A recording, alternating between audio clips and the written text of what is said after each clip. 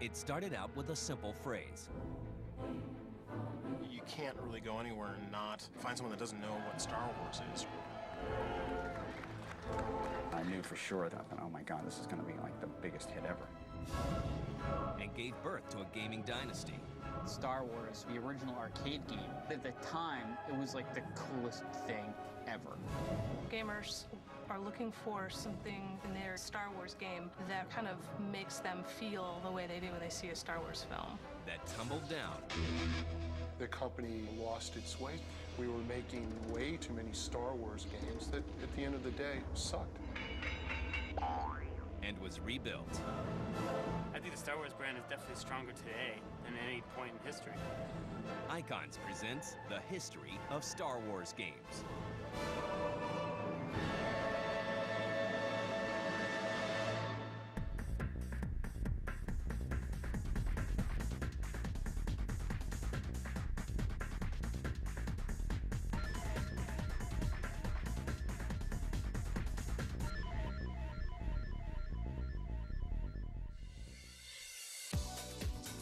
In the year 1977, the Voyager space probe is launched. The Apple II personal computer goes on sale for the first time. And a young filmmaker named George Lucas introduces America to a galaxy far, far away. I grew up with Star Wars, and in 1977 I was a 5-year-old. Got to see it for the first time with my dad at a drive-in movie theater. I'm Luke Skywalker. I'm here to rescue you. And we loved the movie so much, and I was just so amazed by it. I remember waiting in line to see all the movies, you know, seeing Darth Vader. You just have those memories, you just don't forget. This cold chill just went over me because I realized it was a great movie. I just was thrilled. Even at that point, I thought, oh my God, this is going to be like the biggest hit ever. Star Wars: A New Hope does more than redefine movie making. It creates an entire generation of fans and becomes a worldwide phenomenon. It's such a part of the world culture. You can't really go anywhere and not find someone that doesn't know what Star Wars is. In 1980, The Empire Strikes Back stuns audiences all over again. Star Wars merchandising is all the rage. 2 years later, Parker Brothers brings Star Wars to the virtual world with The Empire Strikes Back for the Atari 2600 and starts the Star Wars gaming franchise. You flew around a snowspeeder, which essentially was about 8 pixels arranged to look like a snowspeeder, flying across this snowy landscape and shooting at AT-ATs. It was very simplistic for the time, but it was the most amazing looking thing that was on that machine when it came out. Come on! When Return of the Jedi comes out in 1983, Atari gives gamers a chance to fly an X-Wing fighter in Star Wars: The Arcade Game. The great thing about the original arcade game was you wanted to be Luke Skywalker. And you wanted to be the pilot of an X-Wing fighter, shooting down TIE fighters and blowing up the Death Star. And that game actually let you do it. Yahoo! And it's vector graphics, but at the time, it was like the coolest thing ever. That same year, George Lucas is given a unique offer. George had now achieved enormous prominence. Atari came to him and they said, we've got a lot of money we want to throw your way because we think you're very creative and you'll create something wonderful. And George, instead of just kind of doing a project for Atari, said, oh, here's the seed money to start an entire division. Lucasfilm Games is formed, but this new development house doesn't make Star Wars games. Instead, it focuses on original titles such as Ball Blazer. A few Star Wars games are released by other companies after the gaming crash in the mid-'80s. But Lucasfilm Games won't make a Star Wars title of their own until 1991, 6 years after Nintendo's NES kickstarts the industry. The 8-bit Nintendo was pretty popular at the time, and we figured, well, we should do a Star Wars game. And so we finally got access to Star Wars, and the first game we did was very much a Mario-esque, cute little platformer. Then we rolled on to The Empire Strikes Back on the 8-bit game. And when we were halfway through The Return of the Jedi, Nintendo unveiled their Super Nintendo system. So we stopped what we were doing immediately and said, wow, look at all these colors, look at all this stuff we can do. And we started working on the Super Star Wars game.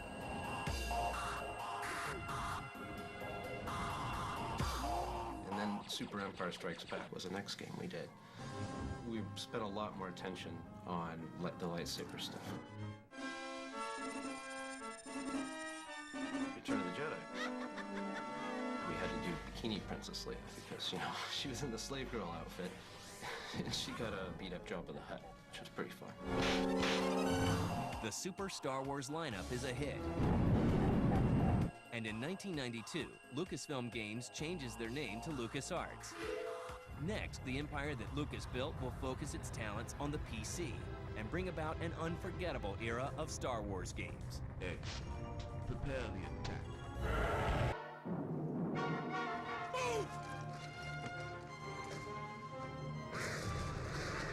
It's 10 years after Return of the Jedi, and the Star Wars phenomenon is as strong as ever. Thanks in part to a growing collection of Star Wars video games. These Star Wars miniatures. I like video games better. Video games does everything for you. LucasArts takes the fever to a new high when they begin releasing Star Wars games for the PC. After we finished the Super Nintendo games, we were waiting for the next generation of consoles. Meanwhile, Larry Holland was working on World War II flight simulators for LucasArts. We wanted to do a Star Wars game. A couple of us who were working on the Super Nintendo games said, well, I want to do that too. People started looking at the flight simulator engine and thinking, we could really use this in the Star Wars environment. One of the sort of quintessential elements of the Star Wars movies was their spacecraft battles. When they were working on those parts of the movie, we're actually looking at World War II gun camera footage to recreate those experiences. And at that time, flight simulators were very stiff and flying slowly and shooting little bullets, and we just wanted that crazy, roaring Star Wars dogfight experience. Laser bolts flying every which way, and barrel rolls, and all that kind of stuff. Target destroyed. When X-Wing was released, the fan and the critic reaction really exceeded our expectations. It really just sort of took off like, you know, an X-Wing into hyperspace. Fantastic experience. Flight sim light, everything that's fun about flight simulators, but without you having to really learn the mechanics. Of course, it's in space. You didn't have to worry about stalling or any of the kind of the complex aerodynamics of a flight simulation, and you're in the Star Wars universe. Base 1, we're starting our attack run. And then we followed that up with Rebel Assault, which was our second Star Wars game and our first PC CD-ROM game. They were very different games. One was an action arcade game, one was a flight simulator game. They put us on the map with PC games that were innovative. And then they established Star Wars in the gaming space that had never been established before. LucasArts launches a sequel to X-Wing 1 year later. Our capable forces, led by Darth Vader, are striking back. The next step was we really wanted to turn the whole series on its head and design it from a totally different perspective. We turned the story upside down and said, well, I want to fly for the Empire. The sequel to X-Wing was not X-Wing 2, but it was TIE Fighter. That really helped to give a whole different feel and look. The rebels are unprepared for our attack. Particularly because the approach we took was not tongue-in-cheek, but was serious to make it believable that a player could and would want to see the other side of evil. There was a whole new appeal attached to that, and now the rebels had become terrorists. They were no longer plucky freedom fighters, and you totally got suckered in by the Empire propaganda. Soon, peace and order will be restored throughout the galaxy. Brilliant game, fantastic flight dynamics, so much fun. TIE Fighter is an even bigger hit than X-Wing. Earning high praise from critics and gamers alike, LucasArts is on a winning streak, and Star Wars fans are as ravenous as ever. I've been a tattooist for about 15 years. I've been collecting Star Wars tattoos for longer than that. I have implants to make my Tusken Raider eyes pop out. When Dark Forces is released in 1995, they get a chance to step into a storyline that's outside of the films. Dark Forces was the first-person shooters in the series. Yeah, Dark Forces was huge. That was right at the same time Doom came out, Dark Forces came out and had, in my opinion, a better story and an equally good engine. The player takes a role of a character named Kyle Katarn as he fights this new threat called the Dark Troopers. What have you done with Jan? If any harm comes to her, I'll personally shove my blaster down your slimy throat. It was the first time they just decided to, instead of rehashing an old battle, they just kind of put new characters in the same time period, so you're kind of like crossing paths with Luke and Boba Fett, and it was a brilliant idea. The first Star Wars game that really immersed me in the world of Star Wars had to be Dark Forces. I remember in college sitting in a friend of mine's dorm room. He had his stereo hooked up to the computer, and he jacked up the sound really loud. It was really the first time that I was like in that world running around the Death Star, and it was really an amazing experience. Thanks to the X-Wing series and Dark Forces, Star Wars fans are able to relive some of their favorite moments from the films in ways never before imagined. LucasArts is riding high, but their overconfidence eventually becomes their undoing. You lose. You're not authorized in this area. After the 1995 release of Dark Forces, the Star Wars franchise continues to fly high. Games like Rebel Assault 2. You have failed me for the last time. And Shadows of the Empire help keep the Star Wars universe in the public eye, and the phenomenon shows no signs of slowing down. It's a 74 Chevelle, Malibu Classic. My wife said, what a piece of junk. And from that time on, she's been dubbed the Millennium Falcon. We get a few of this, but mostly thumbs up. The top of this is actually modeled after the top of an X-Wing. This glue is incredibly strong. You can shake the car. Mostly I just get blank stares. In 1997, Star Wars fans finally get a taste of what it's like to be a Jedi in Dark Forces 2, Jedi Knight. Jedi Knight was a great LucasArts project because it was so high-tech for the time.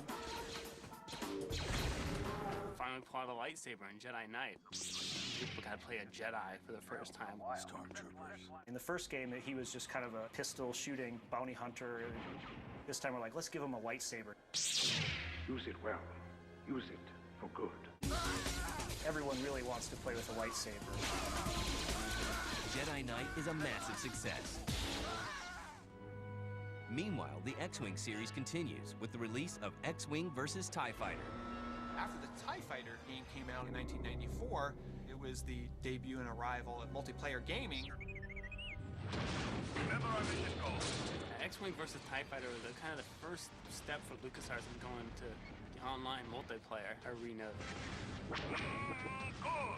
So we took on this, the technical challenge and the design challenge of taking what to then was a single-player game and create a wholly focused multiplayer game that didn't have story, but allowed squadron mates to sort of prove who is best in actual combat.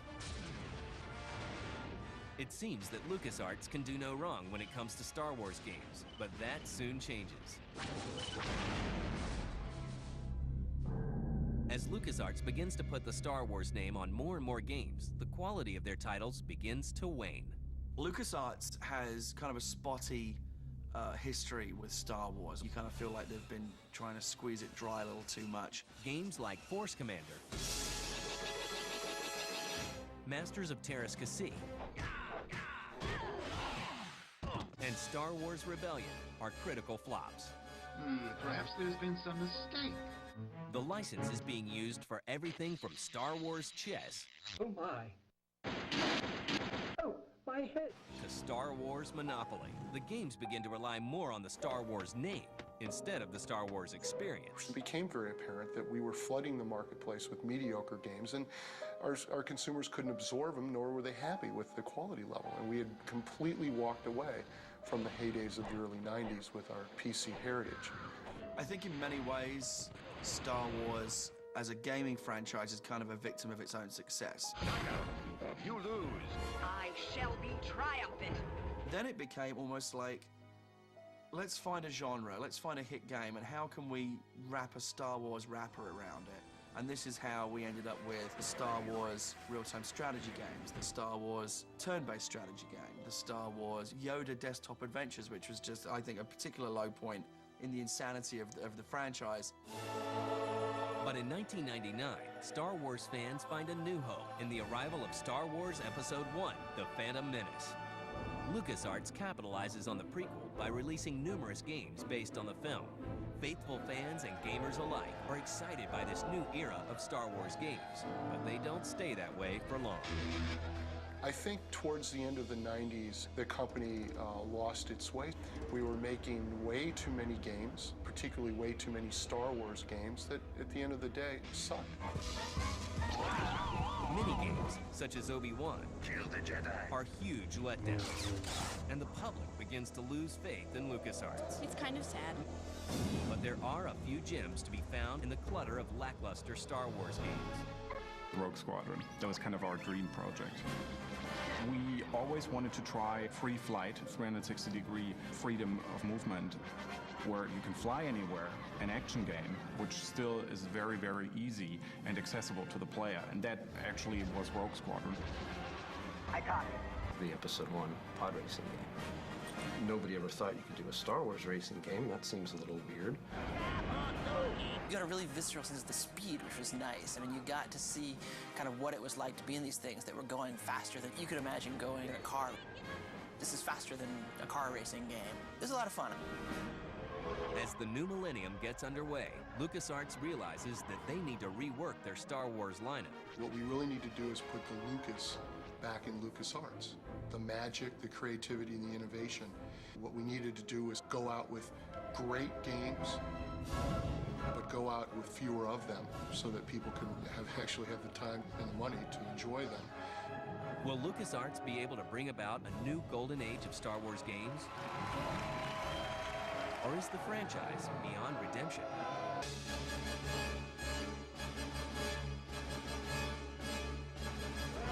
The arrival of next-generation systems opened the door for a new level of gaming, just as LucasArts sets out to repair their image. One of their first steps is the 2001 release of Star Wars Rogue Squadron 2 Rogue Leader from Factor 5 Studios. All squadrons, follow me!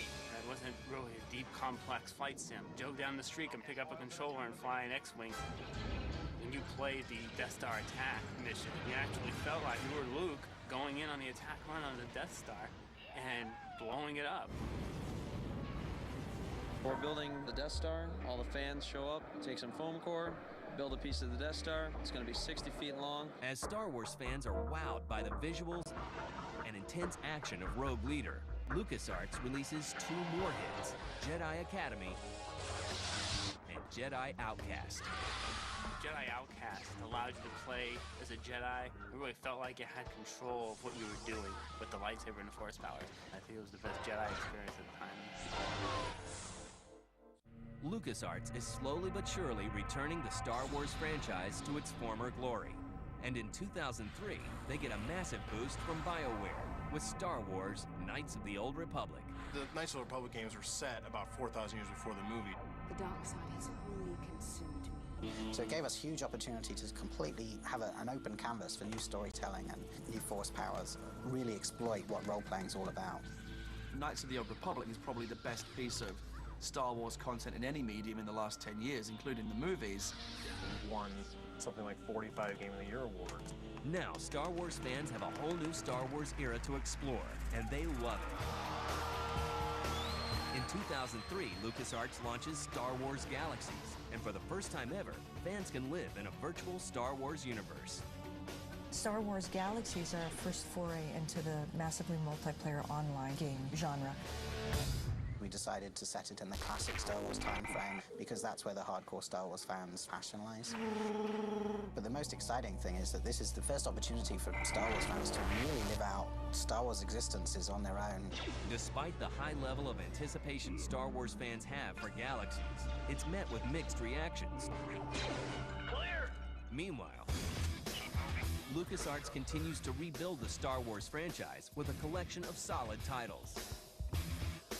Star Wars Republic Commando is a very different kind of Star Wars experience, where we're putting you into the member of the elite military of the Republic Army. So it's a military experience set in the Star Wars universe.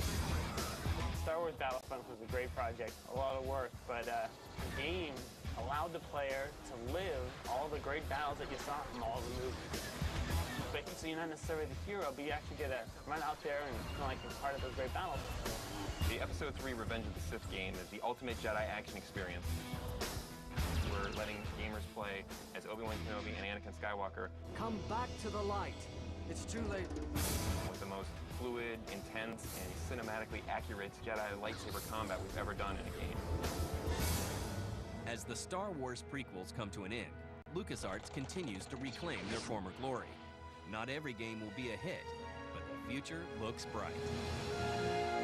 Well, let me dispel a myth in that this is the last Star Wars movie, but I will tell you, the Star Wars brand is going to continue on as strong as it ever has been. I think the Star Wars brand is definitely stronger today than any point in history. Going beyond the films and other areas of Star Wars is important, but there has to be something about the Star Wars game that kind of makes gamers feel the experience of seeing a Star Wars film. The games are going to be more successful as the franchise continues. There have been definitely hits and misses throughout time, but I'll be honest with you, it's less about the past, it's all about the future.